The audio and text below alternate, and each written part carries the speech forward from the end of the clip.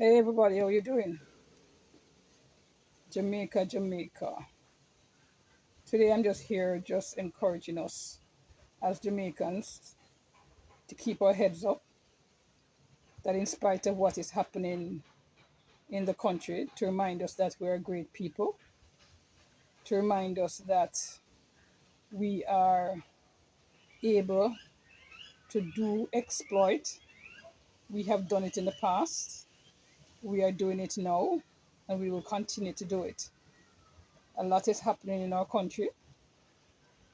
We have been going through a lot as a people, but I'm just here shouting us out that Jamaicans, we are a strong people.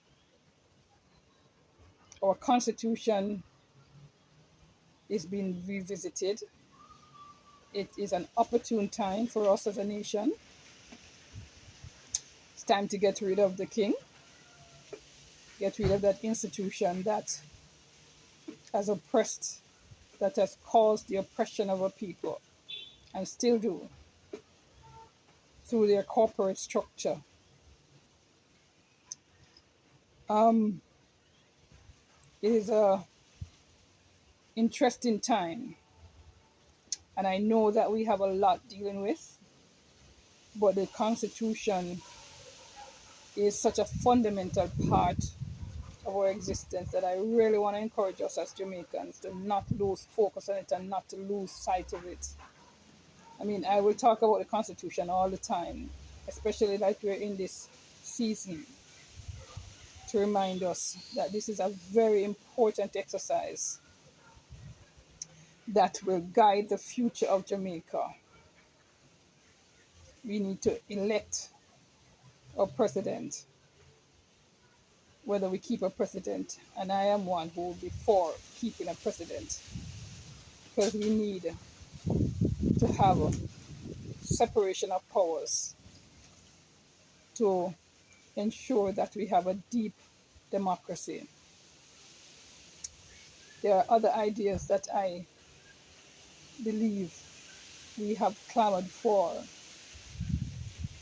term limits, we have clamored for recall of politicians, you know. And I put forward that I don't think any prime minister or any representative should have husband and wife in the House of Parliament. We shouldn't allow that in the Constitution in Jamaica going forward. We shouldn't allow it. That, opens us up to too much nepotism, collusion, which is sincerely one of the bigger challenges that we have. There are other ideas that people are thinking about. I mean, how to structure Jamaica. You know, as I said before, perhaps also a Senate DPP or Commissioner of Police. All of these important offices should be elected by the people. But I'm calling on all of us to ensure, that the Jamaica that we want, we demand it. Nobody's just going to give it to us. There's a lot of self-interest and a lot of people are motivated to keep the status quo because they benefit financially from it. But too much of us are suffering, and this country can do better because we are an indomitable people. We really are. We have proven that over and over again.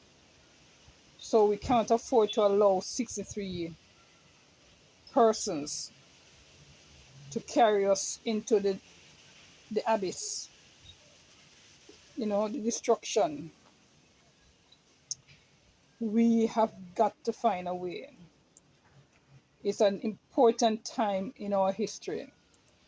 One thing I really want is for independent candidates to step up to the place.